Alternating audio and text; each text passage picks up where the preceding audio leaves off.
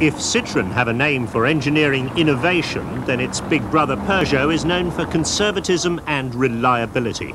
With the new 605, Peugeot now have a big car in the range again, a replacement for the unsuccessful 604 last produced 5 years ago.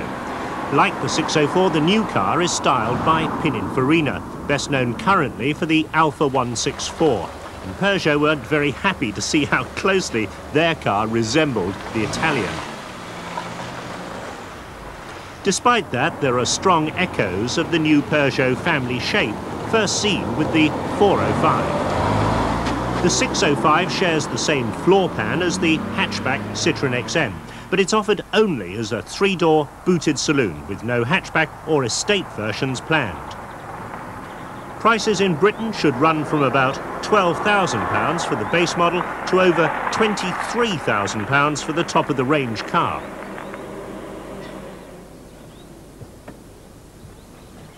The new 605 range comes with a variety of engine options. There's a new 2-litre unit. It comes in 130 brake horsepower fuel-injected form, and there's also a base-level carburettor engine that develops 115.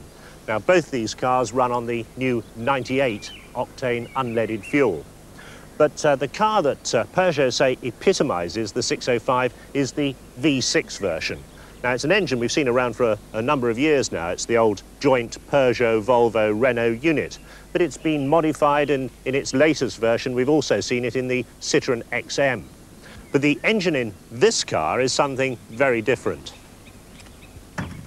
Now, this is the high-performance SV24 version of the 605.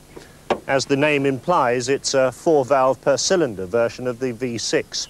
Now, it develops 200 brake horsepower, and Peugeot have gone for a relatively complex way of admitting the fuel-air mixture into those cylinders. There's 3 extra butterfly valves inside this inlet tract, and they open at different points in the rev range to satisfy the engine's demand. It's all controlled by a very complicated computer engine management system that has no less than 450 components, they say.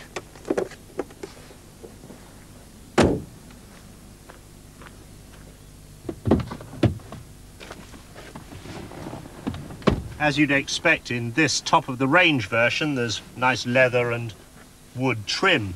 But 605 generally looks after its rear seat passengers. There's plenty of legroom and more than adequate headroom. You also get face-level vents. We saw those for the first time on the Citroën XM model. And you also get adjustable headrests in the rear. Now, this is not a 5-seater. The centre panel here is not designed to be sat on, and there's no lap strap for a 5th passenger. There is, however, a very complicated armrest that features a separate compartment, and behind it a panel that comes down with a rather obscene-looking cover for your skis when you're off to the resorts.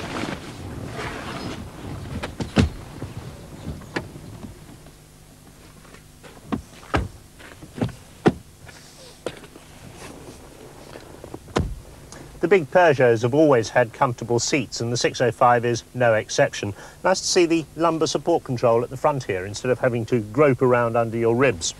The instrument layout, well, that's very clear, nice black background and white numbers, and they've left the design of the dash panel and the instrument console to Pininfarina. He's chosen to put a row of fairly anonymous-looking switches along here, and one of them is the emergency flashers. I'd like to see a big, red, obvious control for hazard warnings in today's traffic conditions. But the rest of the layout, as you'd expect, all the executive creature comforts.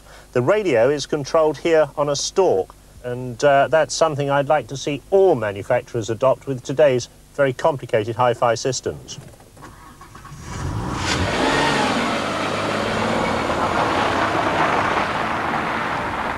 Despite the exotic-sounding specification, 24 valves and 200 brake horsepower, the Peugeot delivers that punch very much in a velvet glove. There's a very even spread of torque from around 1,500 revs right round to almost 5,000, and that delivers the power extremely smoothly. There's no feeling of a Cosworth Sierra with this car, despite the impressive performance.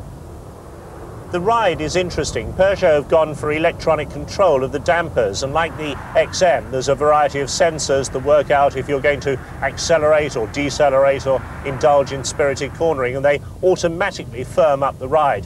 The driver can do it independently by pressing a button on the dash, and then the difference between the rather floaty normal ride and this very stiff and rather joggly hard sport ride is very pronounced. Now, in order to get the best possible fuel economy, Peugeot's engine management system cuts the fuel supply at around about 1800 RPM on a trailing throttle. Now, when you're trying to drive smoothly at low speed through town, that can make things rather choppy for your passengers. Peugeot assure me that it only happens on this pre-production car, and that by the time 605s get to Britain in May, it'll all be sorted out. So how will the Peugeot 605 compete in what is, after all, a fiercely competitive sector of the market? There's some very competent cars in there. Rover's 800, the BMW 5 Series, the Renault 25 and the sister car, the Citroën XM. Well, Peugeot's always appealed to people who like their styling to be muted, the engineering to be conservative, but the cars to be strong and durable. Now they've got a new element in this V6 and 24-valve road rocket. Judging by this car, they've achieved just that.